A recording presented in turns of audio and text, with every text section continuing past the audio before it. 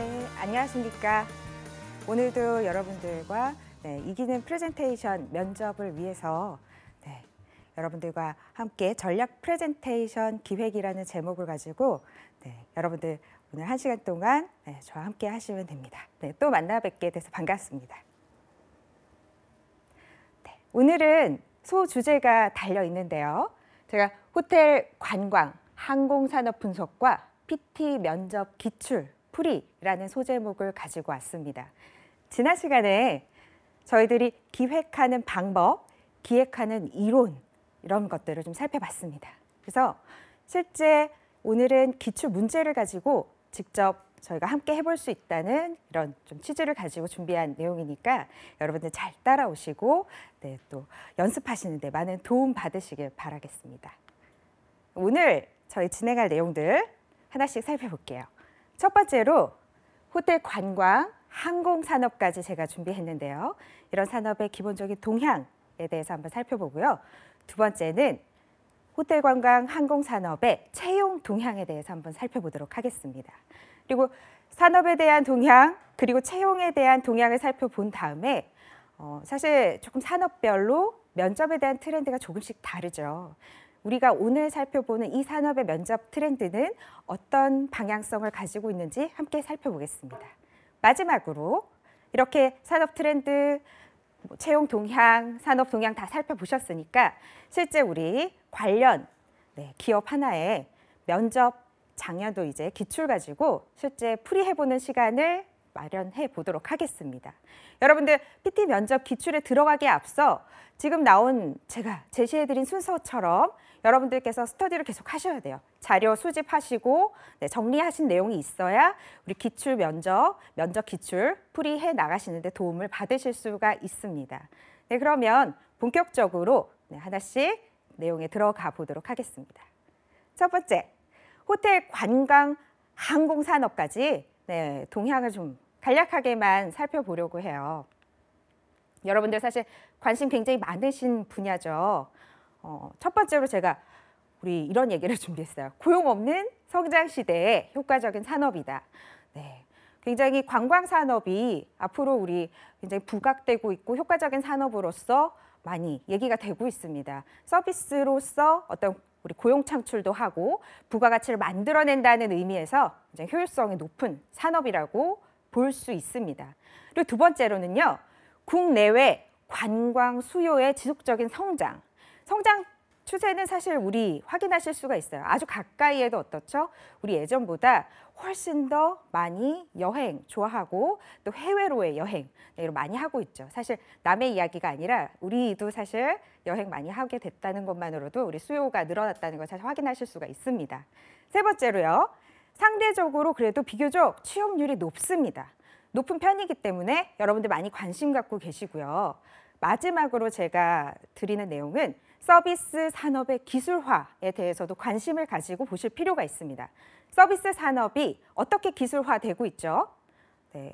예전에 그냥 호스피탈리티라고 하죠. 이런 부분에 우리가 좀 그쳤다면 지금은 사실 테크놀로지 어떤 부분들이 있냐면 뒤에 가서도 조금 더 얘기하겠지만 오토 서비스라든지 아니면 이 오토 서비스를 기반으로 해서 사실 AI, 인공지능 서비스까지 서비스 산업에 들어오는 우리 추세를 확인할 수가 있습니다. 그래서 단순히 서비스에 그칠 게 아니라 이 서비스 산업과 관련된 기술이 어떤 것이 있는지 이 기술적인 부분들 어떻게 여러분들 팔로우 하셔야 되는지 계속적으로 관심 있는 부분들 있으신 분들은 따라오셔야 되고요. 자, 이렇게 간략하게 우리 동향을 살펴봤다면 제가 그래프를 하나 가져왔습니다. 어떤 타이틀이 붙어 있죠? 외래 관광객 2천만 시대 이런 타이틀을 가지고 있는 그래프를 하나 가져왔습니다. 여기 보시면요. 빨간 선, 일단 파란 선, 초록색 선이 있는데요. 빨간 선은 중국인 관광객의 추이입니다. 파란색은 일본, 그리고 초록색은 미국인데요. 급격하게 아주 늘고 있죠. 중국 관광객이. 사실 최근에 우리 좀 정치적인 이슈들이 있었어요. 이런 정치적인 이슈 때문에 약간 감소하는 추세에 있긴 했지만 장기적으로 봤을 때는 어떻습니까? 굉장히 많이 늘어났어요. 전반적인 관광객, 해외 관광객이 늘어났지만 그중에서도 중국 관광객이 굉장히 많이 늘어났죠. 그래서 우리 2018년에는 2천만을 돌파하는 것으로 우리 예상하고 있습니다. 이렇게 이제 수치로도 여러분들 관련된 분야에 대해서 데이터를 가지고 계시는 게 필요해요. 숫자를 알고 계시는 것도 필요합니다. 이러한 정보들 다 정리해 놓으시면 우리 면접, PT 면접 다 활용하실 수 있어요. 그래서 관련 데이터 하나 보여드렸고요. 네, 다음 내용은요. 자, 여러분들 오늘 이제 살펴볼 산업에 대해서 제가 3가지로 나누어 봤습니다. 사실 관련된 거, 뭐 호텔 관광과 관련된 다른 세부적인 분야들 많이 있어요. 우리 뭐 요식업도 있고 다른 서비스들도 있지만 제가 크게 이렇게 3가지로만 분류를 해서 가져왔습니다. 호텔 관광 서비스랑 관련된 부분이 있고요. 이런 건 어떤 것들이 있죠? 호텔 우리 많이 알고 있는 유명한 호텔들, 숙박업, 그리고 관광업은 어떤 게 있죠? 네, 여행 산업들, 네, 여행사들 이런 것들 많이 포함된다고 생각하시면 되고요. 항공 서비스, 우리 항공사 이름 알고 계시죠? 항공사도 굉장히 다양해지고 많아졌습니다. 이런 항공사 생각하시면 되고요. 마지막으로 제가 컨벤션, 마이스 산업이라는 것을 우리 여러분들께 좀 소개도 시켜드리고 안내도 드릴 겸 이렇게 가지고 왔는데 이 3가지를 제가 묶어서 얘기하는 것은 이 3가지 영역이 굉장히 밀접한 연관성이 있습니다. 서로 굉장히 연결이 많이 되어 있어요. 호텔, 관광, 항공, 그리고 컨벤션, 마이스 이 부분들이 어떻게 연관되는지 조금 제가 설명을 더 드리고 넘어가도록 할게요. 마이스라고 하니까 이게 뭔지 좀 궁금하실 것 같아서 제가 좀 더 설명을 드리고자 합니다. 마이스 산업이라고 하면 컨벤션이라는 단어보다 조금 더 폭넓은 의미로 보시면 되세요. 그래서 마이스가 어디에서 따온 얘기인지 하나씩 살펴보도록 하겠습니다. 첫 번째로 미팅, 그다음에 두 번째 인센티브, 컨벤션, 익스비션 이렇게 4가지의 첫 글자를 따서 우리 마이스 산업이라고 이야기를 하고 있습니다. 그래서 미팅은 무엇을 얘기하냐면요. 기업회의. 기업회의 어떤 게 있을까요? 기업이 주최하는 기업회의, 회사의 임직원, 사업 파트너, 고객, 주주 등이 참여하는 그런 기업회의를 말하는 거고요. 그 다음에 우리 두 번째, 인센티브, 포상관광이라고 하고요. 인센티브 투어라고 우리 이미 용어를 많이 쓰고 있습니다. 인센티브 투어 내용 한번 살펴볼까요? 기업의 업무 성과에 대한 보상이나 동기부여를 위해서 제공하는 여행이나 행사 이런 것을 인센티브 투어라고 얘기를 합니다. 최근에 작년이었나요? 우리 최근에 그런 기사들 많이 보셨을 거예요.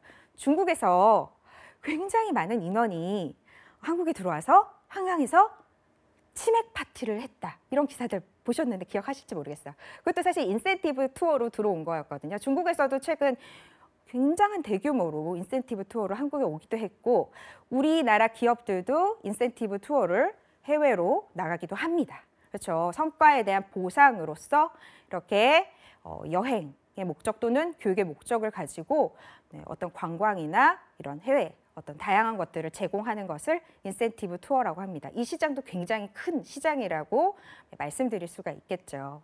네, 3번째 한번 살펴보도록 할게요. 3번째는 컨벤션입니다. 컨벤션이라고 하면은 흔히 어떤 것 떠올리시면 되냐면 국제회의라고 하죠. 국제회의라는 것을 떠올리시면 되는데 내용을 좀 살펴볼게요. 정부가 주최하는 정부회의와 협회가 주최하는 이런 협회 회의들이 있습니다. 그래서 공통의 어떤 주제를 놓고 논의하고 발표하고 어떤 합의점을 도출해내기도 하고 이런 활동들을 합니다. 어떤 것이 떠오르시나요? 네, 정부회의 하면 우리 많이 들어본 어떤 세계 정상들의 회의나 크게는 이런 에이펙이나 이런 많은 것들 들어보셨을 거예요. 뉴스에서 접하는. 큰 회의들, 세계인들이 모이는 회의도 있고 국내에서도 다양한 우리 정부 부처에서 이런 회의들을 열고 있습니다. 또 우리 협회, 학회에서 주최하는 회의들도 있습니다. 어떤 것이 있을까요? 굉장히 많은 학회들, 협회들이 존재하고 있죠.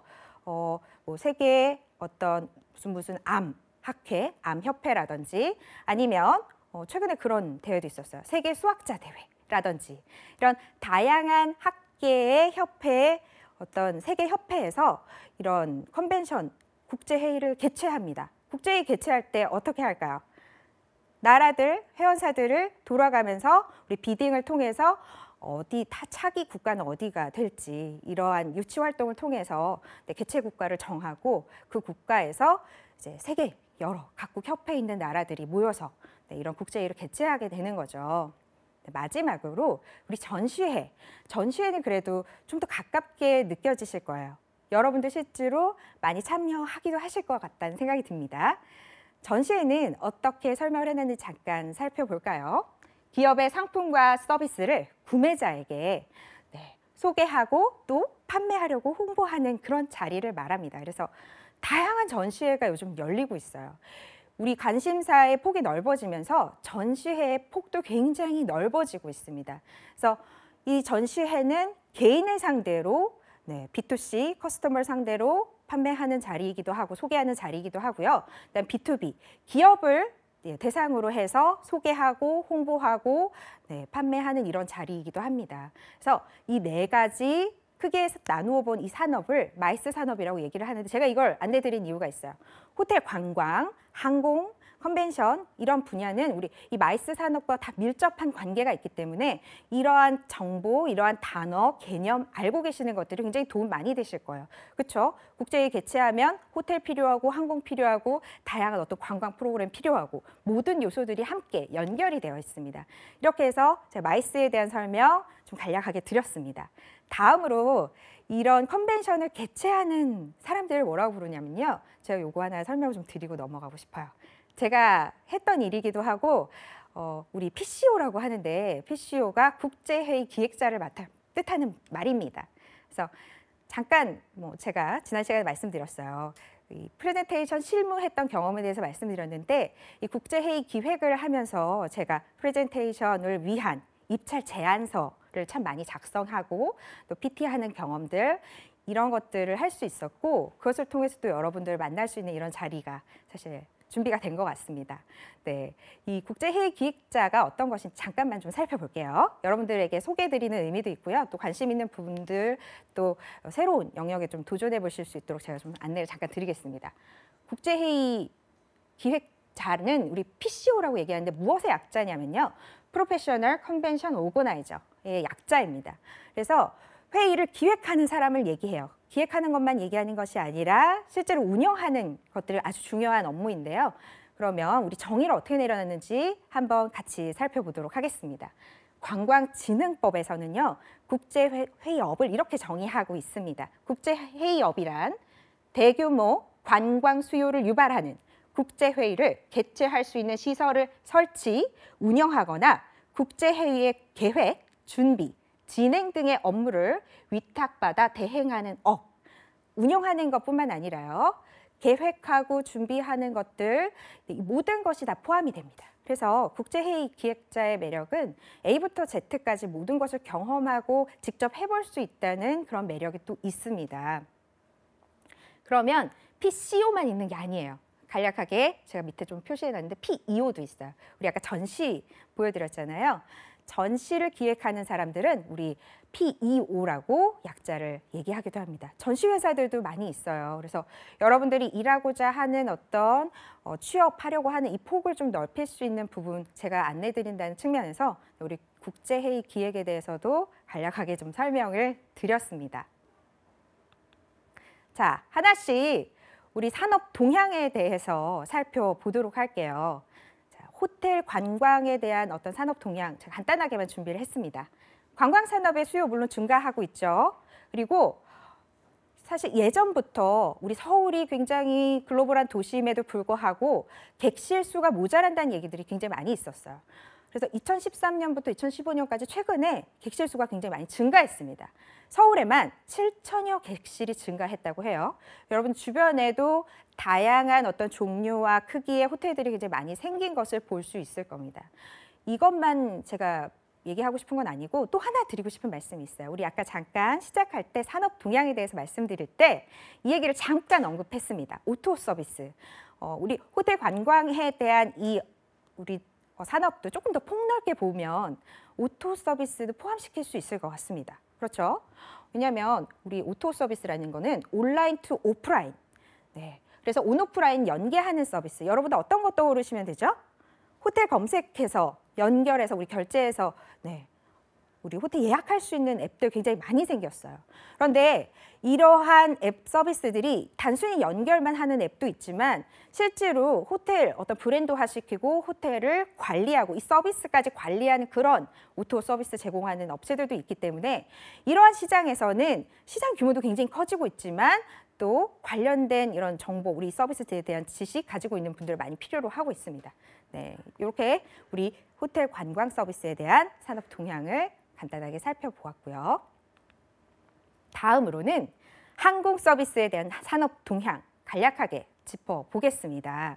자, 저비용 항공사, LCC라고 해요. 우리 이런 용어들 많이 알고 계시는 것도 아주 중요한 부분입니다. 여러분들 정보를 정리하고 내가 이제 지원하고자 하는 분야에 대해서는 용어 정리도 많이 하셔야 돼요. 그것이 어떻게 만들어진 단어인지, 뭐 약어는 어떤 의미인지 이런 것들 많이 공부하셔야 되는데 저비용 항공사를 우리 LCC라고 해요. Low Cost Carrier라고 하는데 저비용 항공사들이 굉장히 급속도로 성장하고 있습니다. 이게 첫 번째 산업 동향이에요. 그래서 뒤에서도 살펴보겠지만 관련된 우리 이런 기업에서는 이 문제도 굉장히 면접에서 많이 물어보는 부분입니다. 그래서 관련된 이슈 계속 팔로우 하셔야 돼요. 어떻게 지금 증가하고 있는지 수치로 알고 계시고 확인하시고 갖고 계시는 것도 굉장히 필요하신데요. 자, 2018년 기준으로 저비용 항공사 국제선 여객이 26% 이상 증가할 것으로 전망이 되고 있습니다. 굉장히 많은 아주 수치가 굉장히 높아요. 뿐만 아니라 저비용 항공사만 증가하는 것이 아니라 우리나라 전체 항공 수요가 증가하고 있습니다. 네, 아까 잠깐 말씀드렸지만 우리 실제로 해외 여행하는 사람들도 많이 늘었고 각자 우리 학생들도 굉장히 여행의 경험이 예전보다 많아졌어요. 한국 국제선 여객 수가 2018년 정도에 우리 17% 증가할 것으로 전망하고 있습니다. 굉장히 높은 수치예요. 그래서 항공 서비스 쪽도 굉장히 아주 늘어나고 있는 이런 수치들을 확인할 수가 있었습니다. 이런 부분들 여러분들 꼭 기억하시고 앞으로도 계속 관련된 기사나 자료 계속 수집 잘 하셔야 될 거예요. 자, 마지막으로 컨벤션 마이스 산업의 동향 한번 살펴볼게요. 제가 수치를 보여드리기 위해서 좀 텍스트가 많았는데 전후반 경제적 파급 효과가 매우 큰 산업이다. 왜 그렇죠? 아까 말씀드렸지만 어떤 회의를 하나 개최하기 위해서는 호텔 필요하죠. 네, 관광 투어 프로그램도 항상 있습니다. 투어 프로그램 필요하죠. 또 어떤 게 필요합니까? 항공 예약해야 되니까 항공 필요하고 이제 요식업 서비스 필요하죠. 쇼핑하겠죠. 이러한 다양한 분야의 경제적 파급 효과를 가져올 수 있기 때문에 우리 이렇게 얘기를 합니다. 그래서 경제 효과가 GDP 대비 0.45% 증가 효과가 있다. 이렇게 이제 조사한 결과를 확인하실 수가 있고요. 국제 회의 자체도 증가하는 추세에 있습니다. 자, 수치로 좀 확인할 필요가 있어요. 이건 조금 예전 수치긴 하지만 지금은 많이 더 늘어났어요. 2009년 국내에서 개최된 국제회의는 총 1,057건으로 전년 대비 66.7% 증가. 그리고 중요한 부분은 외국인 참가자 수입니다. 그렇죠. 외국인 참가자가 들어와야 항공이나 여러 가지 호텔 이런 다양한 분야의 성장이 훨씬 더 효과를 받을 수가 있겠죠. 자, 전년보다 27.4% 증가. 이것은 2009년 기준이고요. 지금은 훨씬 더 많이 성장세 있습니다. 물론 모든 관광 산업이 이런 부분들이 해마다 이렇게 보면 수치가 좀 올라가기도 하고 내려가기도 하는 부분들이 있어요. 그렇지만 전체적으로 우리 그림을 놓고 보면 어떻죠? 전체적으로는 증가하는 추세에 있습니다. 네, 이런 부분들 우리 기억하시고 다음 내용 한번 넘어가 볼게요. 두 번째로 제가 준비한 내용은요. 호텔 관광 항공 산업의 채용 동향입니다. 어떠한 채용 동향을 가지고 있는지 우리 분야별로 좀 나누어서 하나씩 살펴보도록 하겠습니다. 자, 첫 번째 호텔 관광 쪽이에요. 우리 아까 잠깐 봤지만 호텔 수, 객실 수가 많이 늘어났어요. 그렇기 때문에 어떤 면에서 우리 취업 시장이 확대되고 있다고 충분히 볼 수가 있습니다. 그리고 아까 말씀드렸죠. 다양한 이 숙박 관련 오토 서비스가 굉장히 회사가 많이 생겼고 이런 회사들의 성장세가 굉장히 돋보이는 추세예요. 그래서 여러분들이 호텔이나 여행사만 생각할 것이 아니라 이런 오토 서비스를 제공하는 어떤 회사들에도 관심을 가지고 지원하실 수 있을 것 같아서 제가 이 얘기를 꼭 드리는 거고요. 자, 이런 우리 호텔 관광업 쪽에서는 어떤 사람을 선호하느냐, 관련 분야의 경험 가지고 계시는 거 굉장히 중요합니다. 실무의 경험 아주 많이 도움이 돼요. 왜 그러냐면 실제 업무에 들어갔을 때 바로 실무에 투입되는 경우가 많죠. 실제로 바로 고객들을 만나고 서비스를 제공하는 일을 해야 됩니다. 그렇기 때문에 관련 분야의 경험을 가지고 계시면 이제 가점을 많이 받으실 수가 있겠죠. 어떻게 경험을 쌓을 수 있을까요? 실제로 호텔이나 이런 데는 인턴으로 시작하는 경우가 굉장히 많습니다. 그래서 인턴십 과정 관심 있게 보셔야 되고요. 그리고 아르바이트 경험 이런 것들도 다 여러분들 정리해서 충분히 커리어로 활용하실 수가 있습니다. 그래서 서비스 산업에 내가 어떤 일들을 했고 항상 중요한 것은요, 여러분. 어떤 일을 했는지에서 그치는 것이 아니라 이 일을 해서 내가 어떤 것을 얻었는지 결과를 잘 정리해서 가지고 계시는 것이 중요해요. 자, 그런 것들 우리 채용에 있어서 영향을 준 요소라고 말씀드렸고 이제 다음으로는 실전에 강한 영어 능력. 영어 점수 물론 자격 요건에 이제 필요로 하기도 하지만 바로 실무에 들어가서 고객들 특히 해외에서 온 고객들을 대응하려면 영어 능력 첫 번째로 필요하죠. 네, 그래서 회화가 가능한지 이런 부분들 아주 점수 여러분들 잘 받으실 수 있는 부분이기 때문에 일찍부터 준비하시는 것이 필요하실 겁니다. 두 번째로 항공 서비스에 대해서 한번 살펴보도록 하겠습니다. 항공 서비스는 저비용 항공사 아까 말씀드렸죠? 성장하고 있어요. 그래서 이제 회사도 많이 생겼고 여러분들 취업 시장도 사실 많이 확대됐어요. 그런데 또 반면 어떤 일이 있냐면 자, 이거 한번 보여드릴게요. 작년도예요. 2017년 제주항공 객실 승무원 채용을 160명 모집한다는 공고가 났어요. 그런데 9,000명 이상 지원자가 몰렸습니다. 그래서 경쟁률을 계산해 봤더니 56대 1이었어요. 엄청난 경쟁률이죠. 이게 시장도 확대되고 관심이 많아지는 만큼 한편으로는 경쟁도 치열해집니다. 그래서 여러분들 굉장히 열심히 일찍부터 준비하셔야 돼요. 마찬가지로 항공 서비스에서도 중요한 것도 하나 팁 드릴게요. 실전에 강한 영어 능력 중요하죠. 그래서 면접에 영어로 면접하는 것들이 꼭 들어가 있어요. 회화 가능한지, 바로 대화 가능한지, 아주 어려운 수준의 영어를 요하는 건 아니고 우리 정말 커뮤니케이션 할 수 있는지를 면접에서 실제로 테스트를 합니다. 이 테스트 가능한 어느 정도의 실력을 갖춰놓고 있어야 된다는 얘기예요. 그래서 일찍부터 여러분들 준비하셔야 됩니다. 이거 사실 계속 공통적인 우리 부분이 될 겁니다. 마지막으로 아까 말씀드렸던 컨벤션 산업, 마이스 산업의 채용 동향에 대해서 이제 간략하게 소개를 드릴게요. 이 부분은 여러분들 정보를 얻기가 좀 쉽지 않습니다. 그래서 큰 기업이 없기 때문이기도 하고요. 여러분들 다양하게 어떤 공채 이런 소식들에서 좀 올라오지 않는 정보들이기도 하기 때문에 제가 간략하게 한번 소개를 드려볼게요. 먼저 컨벤션 기획사 자격증이 있습니다. 그래서 관심 있는 분들은 컨벤션 기획사 자격증을 따시는 것도 대부분의 회사에서 가산점을 주게 돼 있어서 이런 것들 아주 도움 많이 되실 거예요. 그리고 아까 말씀드렸듯이 이 분야도 관련 분야의 경험이 굉장히 중요합니다. 실제 들어가서 바로 현장에 투입돼야 되는 이런 상황들이 많이 벌어지기 때문에 관련 분야의 경험이 중요한데 어떻게 관련 분야의 경험을 쌓을 수가 있을까요? 네. 컨벤션이라고 하면 우리 국제회의라고 말씀드렸죠. 이 국제회의가 열릴 때 각 요소마다 다양한 운영 요원들이 필요해요. 이 운영 요원을 직원들이 다 우리 채울 수가 없기 때문에 공고를 내서 뽑아서 교육을 시켜서 현장에 투입을 합니다.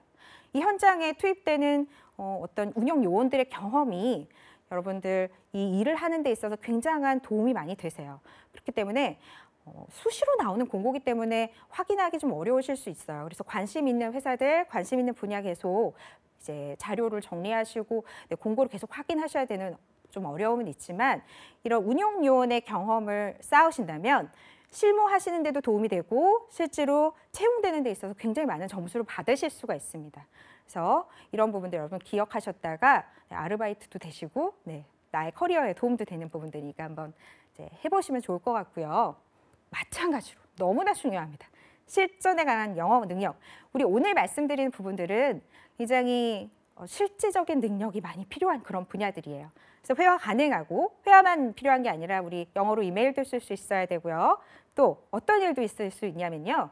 실제로 자료를 영어로 작성한다던가 번역한다던가 하는 일들도 실무에서는 있을 수 있습니다. 그렇기 때문에 쓰고 읽는 능력 모든 것이 다 중요한 요소가 될 수 있습니다.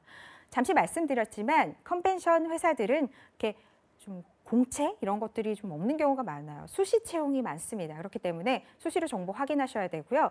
회사들만 있는 게 아니라 컨벤션 관련된 어떤 우리 센터들, 뷰로들 이런 데들이 있습니다. 그리고 뭐 관광공사 같은 데도 사실 연관돼서 우리 볼 수가 있어요. 이런 것들도 함께 준비하실 수 있는 영역이니까 관심 있는 부분들 우리 계속해서 자료 조사하시고 확인하시고 채용 공고 확인하시고 계속 준비하시면 될 것 같아요. 오늘 이제 계속 도움이 되는 이야기들 드릴 거니까 같이 한번 계속 따라오시면 되고요. 자, 여기까지 우리 동향에 대한 얘기를 좀 드렸습니다. 그럼 다음으로는 산업 면접 트렌드를 좀 분석해 보도록 하겠습니다.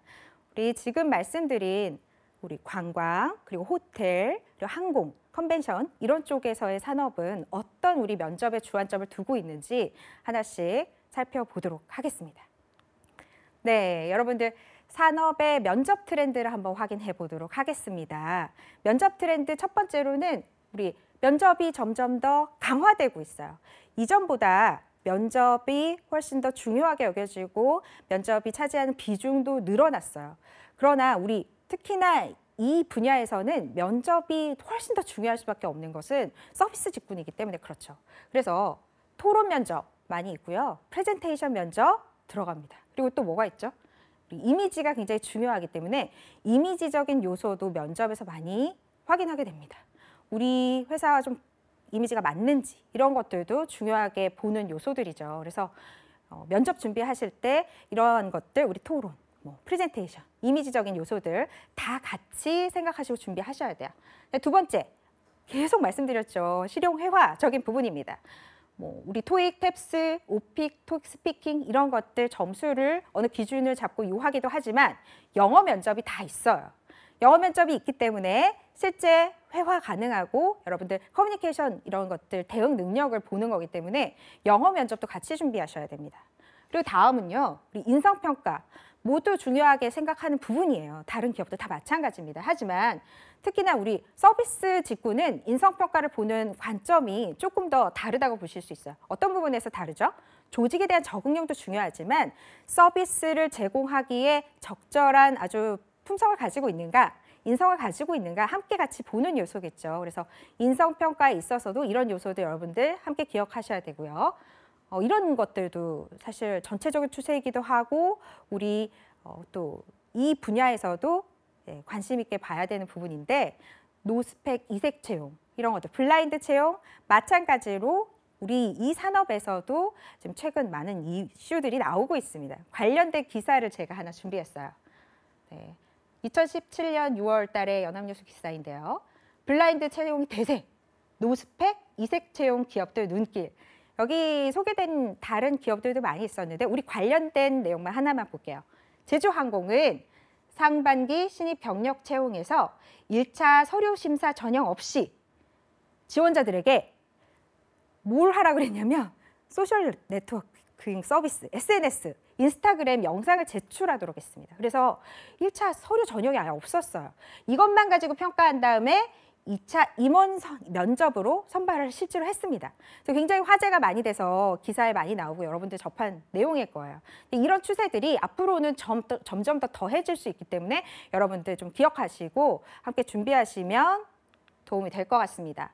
자, 제가 오늘은요, 우리 실전 문제로 가기 위해서 우리 항공사 하나를 정해서 이 내용을 좀 깊이 있게 살펴보면서 여러분들에게 실전 준비하실 수 있는 팁을 좀 드리려고 해요. 그래서 대한항공 2018년 우리 공개 채용 내용을 가져왔습니다. 작년에 우리 10월 달에 공고가 났던 내용이고요. 뒤에서 잠깐 보여드리겠지만 지금 지상직 대한항공 이런 경우에 우리 1년에 한 번밖에 없는 공고이기 때문에 일찍 준비하시고 일찍 우리 내용을 확인하시는 것들이 필요합니다. 그래서 공개 채용 내용을 봤어요.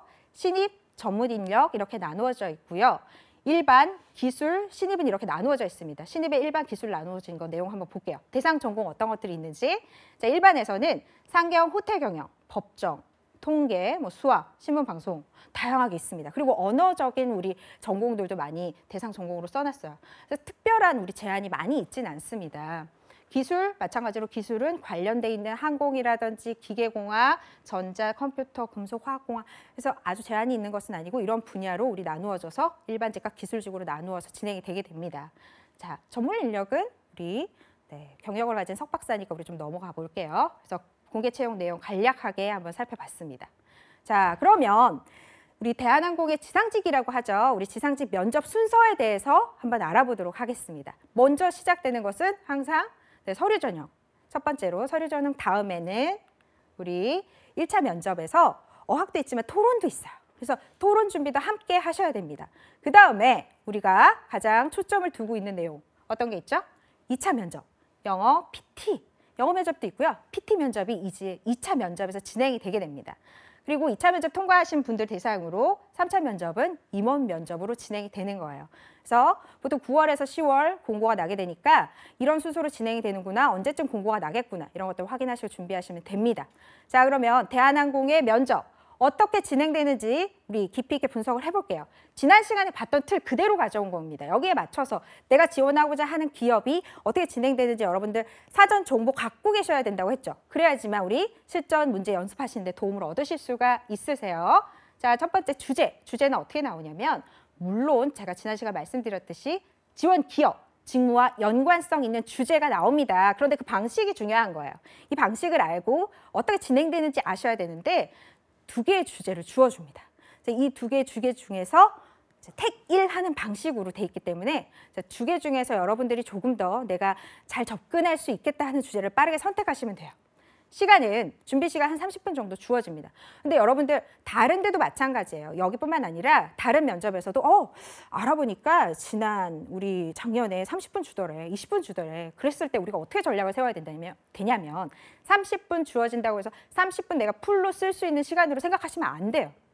안내하는 시간이 있고 이래저래 우리 낭비하는 시간들이 있기 때문에 30분 주어졌다고 할 때 실제로 20분 정도 실제 내가 준비할 수 있는 시간이라고 계산하시고 준비하셔야 돼요. 그러면 어떻게 하면 될까요? 우리 20분 타이머 맞춰놓고 실제로 기획해서 준비해서 내용 만드는 것들 연습하셔야 되는 거예요. 발표 시간 몇 분 주어지는지 한번 살펴볼게요. 발표 시간 3분입니다. 3분 어떤 시간인지 3분 이야기하려면 어느 정도의 분량의 이야기가 되어야 되는지 이러한 것들 연습을 통해서 확인하셔야 돼요. 항상 타이머 맞춰놓고 시간 맞춰놓고 녹화하시면서 연습하셔야 돼요. 자, 발표 도구는 어떻게 진행하냐면요. 대한항공 같은 경우는 우리 종이 나눠주고 메모하고 이 메모하신 것을 읽는 방식으로 진행이 되게 됩니다. 자, 그리고 Q&A 어떻게 진행이 되는지도 확인하셔야 되죠. 우리 면접관이 3명 있다고 해요. 그리고 이 3분이 질의응답 하게 되는 이런 형태를 띠고 있습니다.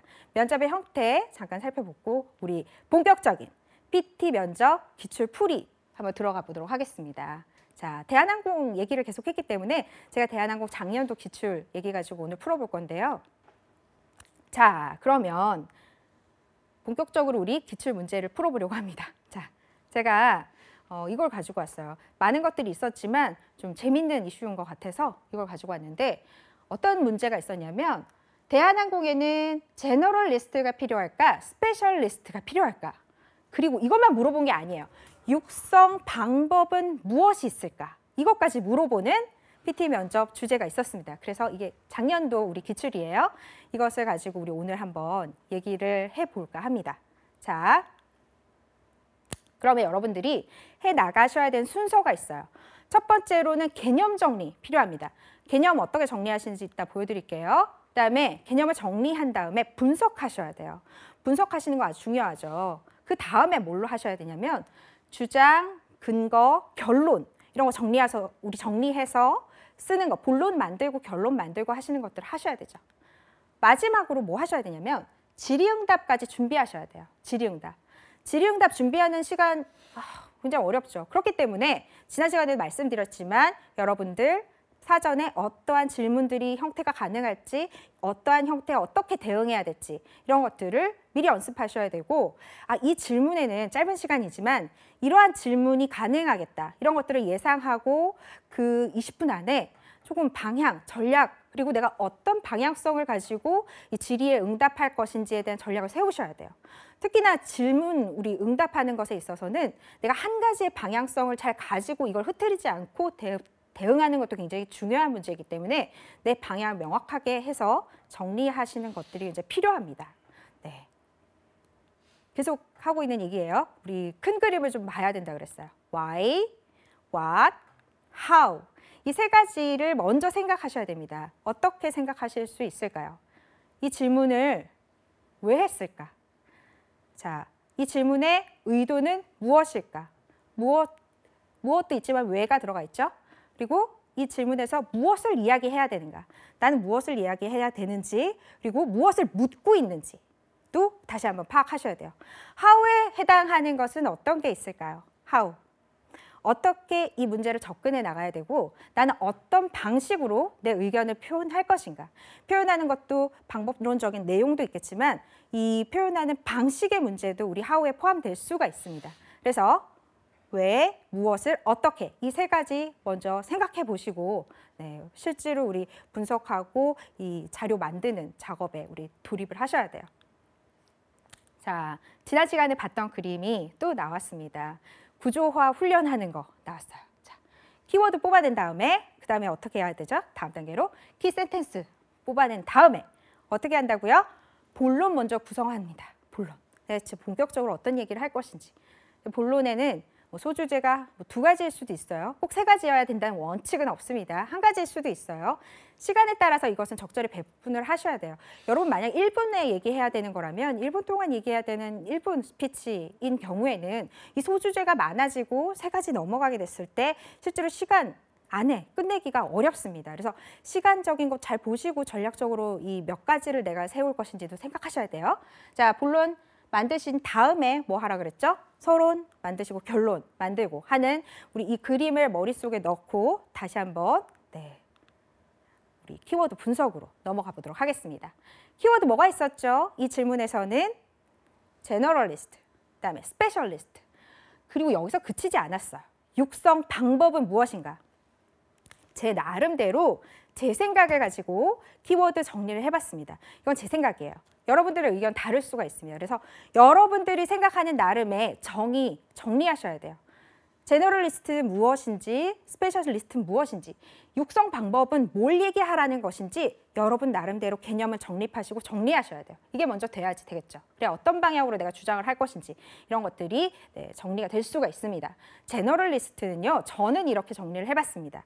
전반적인 지식이 있는 사람, 그렇죠? 여러 분야에 걸쳐서 아주 지식이 풍부한 사람, 업무에 다양한 능력을 가지고 있는 사람. 그다음에 두 번째, 다양한 업무에 능해요. 다양한 것을 잘해요. 이런 것들도 우리 제너럴리스트의 요소라고 네, 저는 생각해서 적어봤습니다. 또 어떤 것이 있을까요? 제너럴리스트를 아주 좋게 얘기한다면 어떻게 보면 융합형 인재예요. 그래서 융합 얘기 우리 굉장히 많이 하고 있잖아요. 이 시대에 필요한 융합력 인재라고 말할 수도 있겠다. 저는 이렇게 또 정리를 해봤고요. 마지막으로 멀티플레이어예요. 멀티플레이어 중요하잖아요. 우리 기업에서 다양한 업무를 소화해내야 될 때가 분명히 있습니다. 그리고 이런 사람들이 필요한 자리가 또 있어요. 아, 멀티플레이어야, 제너럴리스트. 이렇게 제가 정리를 해봤습니다.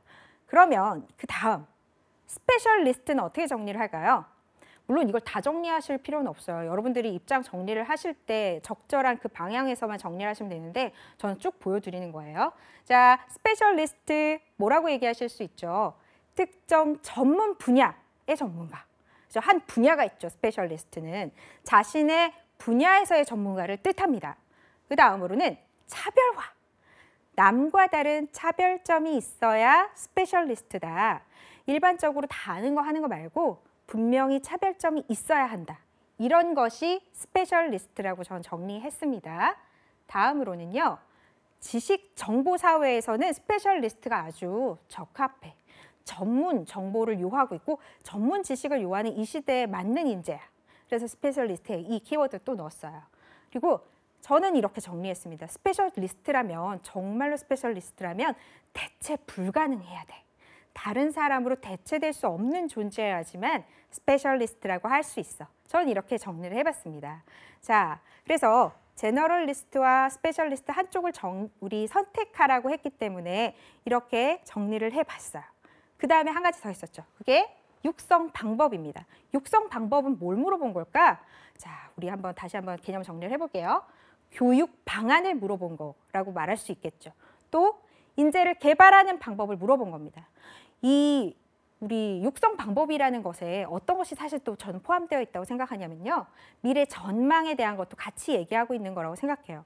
인재를 개발하고 교육시키는 것이 우리 기업의 전망과 바로 밀접하게 연결이 돼 있기 때문에 이 질문도 결국은 또 전망도 함께 물어보는 거구나 라고 볼 수 있습니다. 자, 이렇게 먼저 우리 키워드들을 정리해 봤습니다. 키워드 정리하면 다음 단계가 뭐죠? 다음 단계? 네, 우리 주장을 정리해야 돼요. 이제 주장을 성립해야 돼요. 그리고 주장에 뭘 달아야 되죠? 근거를 붙여야 됩니다. 여기에서 다시 한번 우리 지난 시간에 했던 복습 해볼게요. 기획하기 위해서 우리 접근해야 되는 방법들. 자, 관련된 이슈를 정리합니다. 이슈 다 정리 못하더라도 개념 정리하는 거예요. 우리 지금 개념 정리했잖아요. 이런 개념들 정리하고 이슈를 정리합니다. 그 다음 단계 뭐였죠? 네. 그러면 무엇이 필요한 건가? 뭘 물어보는 건가? 왜 물어보는 건가? 여기에 담겨져 있는 질문자의 의도 또는 니즈 이런 것들이 우리 파악되기 시작하는 거죠. 자, 이것이 파악돼야지 무엇을 뽑아낼 수 있다고요. 네. 차별화된 전략을 뽑아냅니다. 나만의 전략이 있어야 돼요. 그리고 이 전략에서 가장 중요한 것은 지난번에 말씀드렸죠. 차별점이라고. 자, 차이점이 아니라 단순히 다른 것이 아니라 좀 차별성이 있는 것이 무엇이 될 수 있는지를 잘 설계하셔서 만들어내셔야 돼요. 자, 이걸 가지고 뭘 한다고 말씀드렸죠? 솔루션 및 효용으로 풀어내는 것이 가장 중요하다고 말씀드렸습니다. 효용이 무엇이었는지 기억나시는지 모르겠어요. 어떤 거라고요? 단순한 장점을 열거하는 것이 아니라 그 좋은 점, 장점이 나에게로 와서 또는 이 기업에로 가서 어떠한 가치로 전환돼서 나타내어지는지, 어떠한 효과를 만들어내서 어떠한 것을 장기적으로 풀어낼 수 있는지 이러한 것들을 보여주는 것이 효용입니다. 가치적인 부분이라고 말씀드렸어요. 이렇게 결론을 끌어낼 수 있는 것이 가장 좋은 것이다. 물론 제가 지금 여러분들과 이 사례를 보면서 제가 만들어 드리는 이 내용들이 베스트는 아닐 수 있어요. 여러분들이 훨씬 더 좋은 아이디어를 가지고 훨씬 더 재밌는 것들, 아주 통통 튀는 아이디어를 가지고 구상하실 수 있을 거라고 생각합니다. 전 단지 이 방법론을 정리해 드리는 거예요. 이 방법 어떻게 접근하는지 우리 구체적인 내용 하나씩 또 살펴볼게요. 키센텐스를 도출하는 방법 세 가지가 있을 수 있습니다. 우리 양쪽 선택하는 것도 있지만 양쪽 선택하는 것만 있지는 않아요. 좀 중도적인 방법도 있거든요. 자, 봅시다. 첫 번째, 대한항공에는 뭐뭐뭐한 제너럴리스트가 필요합니다. 라는 것이 주장될 수 있죠. 두 번째, 대한항공에는 뭐뭐뭐한 스페셜리스트가 필요합니다. 주장될 수 있어요. 세 번째로도 가능해요. 가능은 합니다. 대한항공에는 뭐뭐뭐한 제너럴리스트이자 스페셜리스트가 필요합니다. 이 두 가지를 다 차용해서 얘기할 수도 있어요. 그런데 3번은 그렇게 권장드리지는 않는 게 어렵습니다. 이 두 가지의 요소를 잘 정리해서 아주 잘 얘기한다는 게 더 어려울 수도 있어요. 그리고 어느 한쪽의 입장을 정리해서 이야기하는 것이 훨씬 더 우리 접근하기 쉬운 방법입니다. 이건요, 우리 PT 면접뿐만 아니라 토론 면접에서도 마찬가지인데요. 토론할 때도 어느 입장을 내가 명확하게 세워놓고 접근하시는 것이 풀어내기에 훨씬 더 좀 용이합니다. 쉽습니다. 그렇기 때문에 3번보다는 1, 2번 중에서 한번 우리 정해볼게요. 어떤 걸 가지고 한번 해볼까요? 스페셜리스트, 제너럴리스트 어느 쪽을 해도 정답은 없습니다. 여러분들이 잘 아이디어를 도출해서 만들어낸다면 정답이 정해져 있는 것은 아니에요. 그 풀어가는 방식을 잘 이야기해 주는 것이 중요하고 그리고 똑같은 이야기라도 계속 말씀드렸죠. 잘 구조적으로 짜임새 있게 이야기하지만 이 이야기의 설득력이 높아져 보인다는 것입니다.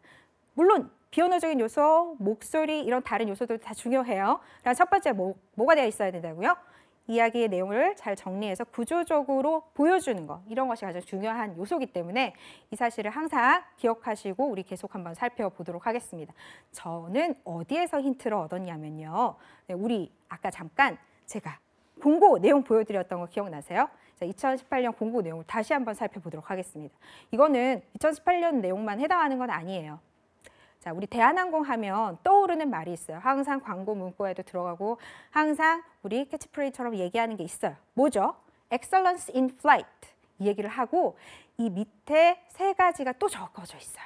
우리 이걸 좀 눈여겨보지 않았던 분들도 계실 것 같은데 한번 살펴볼게요. 잘 안 보일 수도 있어서 제가 좀 다시 써봤습니다. 뭐라고 써있냐면 자, Operational Excellence 첫 번째, 두 번째, Service Excellence 세 번째, Innovative Excellence 이렇게 Excellence in Flight를 다시 세 가지로 나누어서 표시해 두었어요. Excellence가 어떤 의미죠, 여러분들? 탁월함, 아주 뛰어난 것을 얘기하는 거예요. 엑셀런스 이거는 스페셜리스트잖아. 그래서 대한항공은 기본적으로 스페셜리스트가 우리는 굉장히 준비되어 있고 스페셜리스트로서 이런 것들을 제공한다고 얘기하고 있구나. 그러면 나는 스페셜리스트로 전략을 잡아야겠어. 자, 이렇게 아이디어를 정리를 하는 겁니다. 그래서 이걸 다시 어떻게 분류를 하냐면요. 자, 스페셜리스트를 세 가지로 다시 나눴어요. 아까 얘기했던 거 첫 번째, 오퍼레이셔널은 항공 기술에서의 우리 엑설런스구나. 두 번째, 서비스에서의 엑설런스. 세 번째, 혁신에서의 엑설런스. 그래서 이 세 가지의 어떤 전문적인 요소를 필요로 하는 게 대한항공이다. 그래서 대한항공에서는 스페셜리스트가 필요하다. 그런데 제가 계속 우리 문장에 보면 비어져 있는 게 있어요. 땡땡땡 한 스페셜리스트, 땡땡땡 한 제너럴리스트. 이 앞에 들어가야 되는 건 여러분 수식어예요.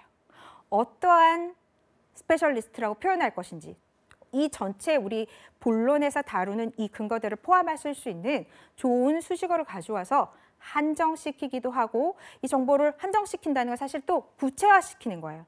스페셜리스트라고 해서 모두 똑같은 게 아니죠. 어떤 스페셜리스트인지. 우리 이런 것도 될 수 있겠죠. 우리 지금 키워드가 다시 엑설런스로 모아졌잖아요. 정말 탁월한, 엑설런스한 스페셜리스트가 필요한 조직이다. 필요하다. 이렇게 얘기할 수도 있을 것 같아요. 여러분들은 더 좋은 아이디어 있을 것 같습니다.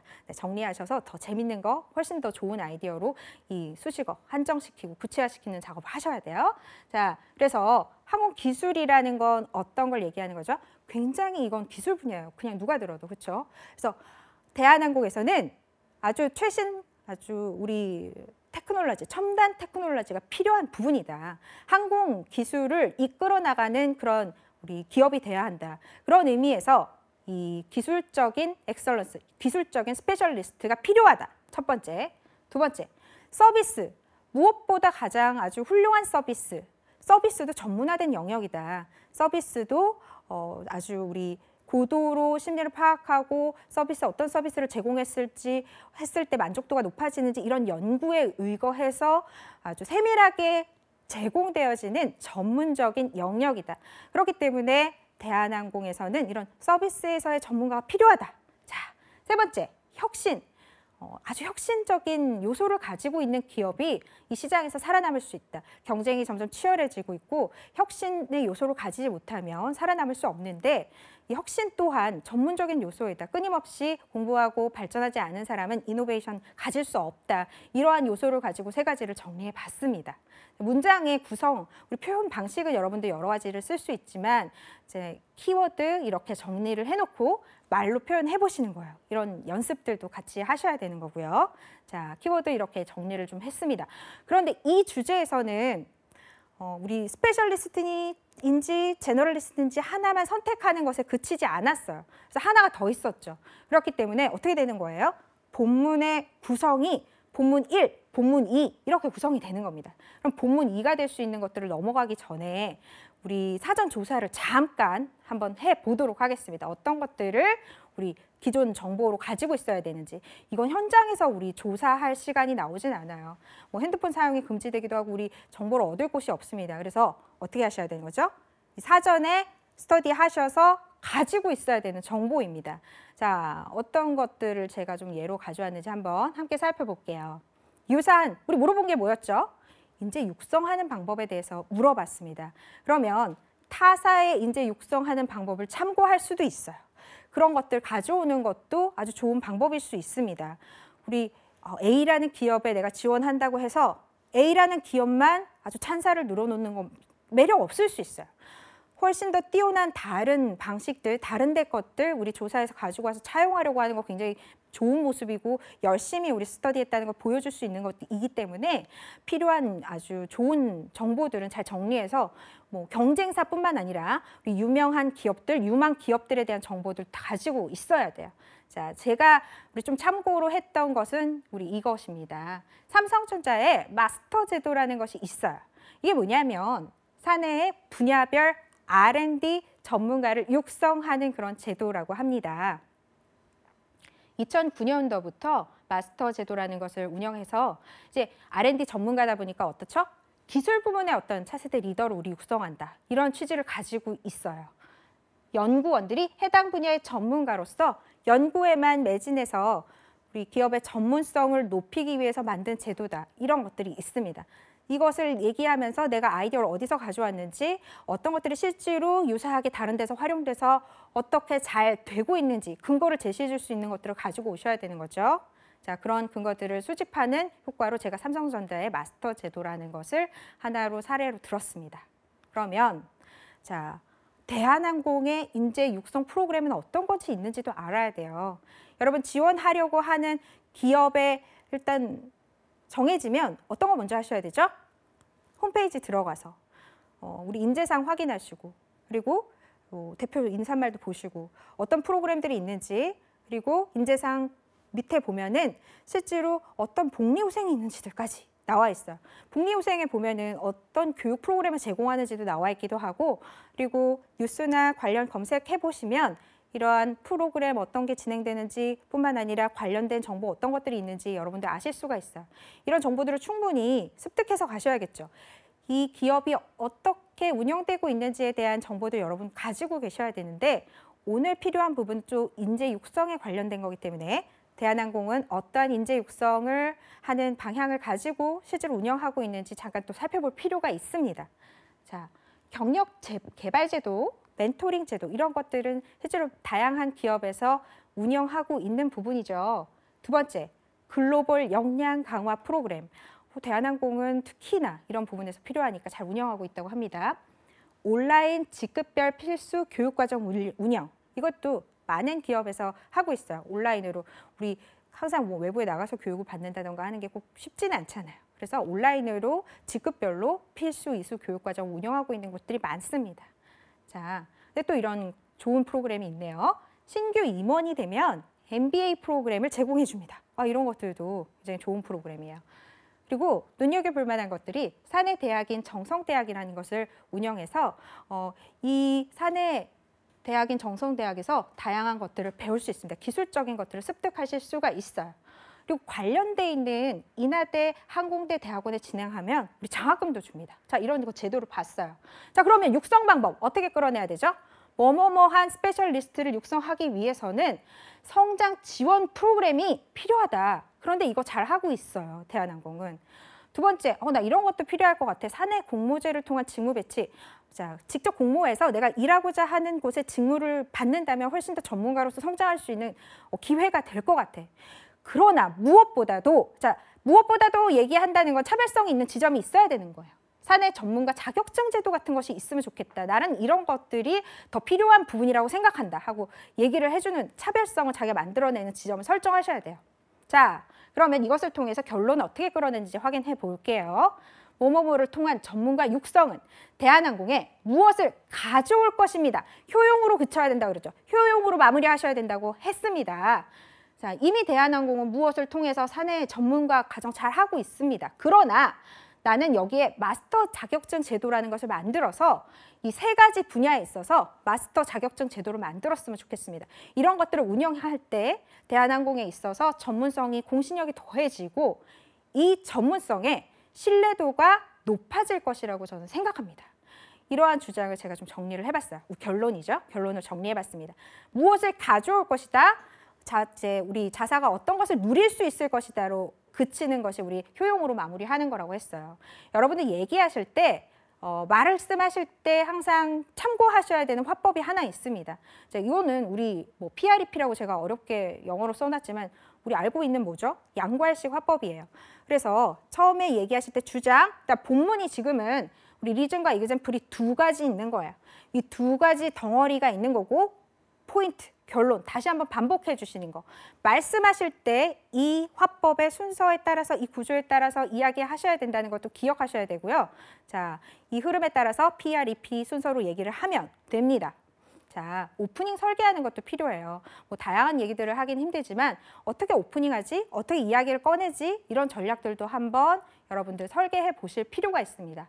그래서 제가 정리를 했어요. 우리 다 읽어보긴 힘들지만 저는 스페셜리스트란 한 분야의 차별성을 갖춘 대체 불가능한 전문인이라고 생각합니다. 이런 정의를 저는 시작을 한번 해봤습니다. 대한항공은 항공산업 분야를 이끌어 나가고 있는 대표적인 항공사입니다. 그래서 지속적인 발전을 하고 있어요. 그래서 차별성 지닌 스페셜리스트가 필요합니다. 그래서 나는 이러한 제도를 가지고 대한항공이 앞으로 더 전문성, 공신력을 가지고 발전해 나갈 것이라고 생각합니다. 라고 결론 다시 반복해 주시면서 여러분 정리하시면 돼요. 제가 중간에 좀 생략했습니다. 우리 앞에서 다루었던 내용들로 메꿔주시면 되세요. 자, 이렇게 내용을 좀 정리해 봤습니다. 자, 다시 한번 반복해 볼게요. 어떻게 하신다고요? 자, 구조화된 논리 속에서 본문을 어떻게 구성해야 될지 확인하시고 하나씩 만들어 가시면 제가 썼던 이 문장대로만 해야 된다는 거 아니에요. 여러분들 키워드 중심으로 종이에 써야 되기 때문에 이런 경우는 키워드 중심으로 정리하시는 거예요. 자, 정리한 것을 가지고 말씀하시는 건 어떻죠? 구어체와 문어체가 다릅니다. 그래서 제가 지금 썼던 것처럼 문장으로 다 쓰시면 안 되세요. 어떻게 해야 되죠? 키워드만 쓰고 이것을 자연스럽게 구어체로 이야기하는 연습을 해야 됩니다. 자, 마지막으로 지난 시간에는 제가 우리 힐러리에 대한 얘기를 잠깐 드렸는데 이번 시간은 이 얘기로 마무리를 좀 해볼까 합니다. 여러분들 잘 아는 사람이에요. 윈스턴 처칠 많이 들어보셨죠? 자, 윈스턴 처칠은 굉장히 달변가, 연설가로 굉장히 유명한 사람입니다. 아주 유명한 명언들도 많이 남겼어요. 잘 알고 있는 거 하나만 얘기해 볼게요. 돈을 잃는 것은 적게 잃은 것입니다. 명예를 잃은 것은 크게 잃은 것입니다. 그런데 용기를 잃은 것은 전부를 잃은 것입니다. 이런 유명한 얘기들을 많이 남겼어요. 그런데 처음부터 아주 달변가는 아니었다고요. 심지어 말도 약간 더듬었고요. 좀 어려움을 겪은 시절이 있었다고요. 어떻게 이렇게 달변가가 됐을까요? 훌륭한 연설가가 됐을까요? 철저한 준비를 했다고 합니다. 짧은 연설 하나를 위해서도 굉장히 많은 시간을 투자해서 연습해서 심지어 이런 얘기를 했다고 해요. 나는 이 연설에 중간에 어느 지점으로 돌아가서 하라고 한다 한들 다 할 수 있어. 난 얘기할 수 있어. 그만큼 철저하게 준비를 했다고 해요. 이러한 철저한 준비 속에서 연설가가 됐습니다. 여러분들도 제가 지금 말씀드렸던 이런 부분들 가지고 연습해서 하시면 누구나 다 열심히 잘 하실 수가 있습니다. 네, 오늘 여기까지 우리 전략 프레젠테이션 기획 중에서 실제로 우리 산업을 좀 정리해놓고 그 안에서 중요한 기출 문제를 풀어봤습니다. 네, 여러분들 참고하시고요. 언제나 궁금한 점은 네, 이메일 그리고 제가 블로그 안내드렸는데 이쪽으로 참여해 주시면 되겠습니다. 네, 여기까지 들어주셔서 감사하고요. 여러분들 기획은 무엇이다? 네, 연습입니다. 열심히 연습하셔서 좋은 결과 이뤄내시길 바랍니다. 네, 수고하셨습니다.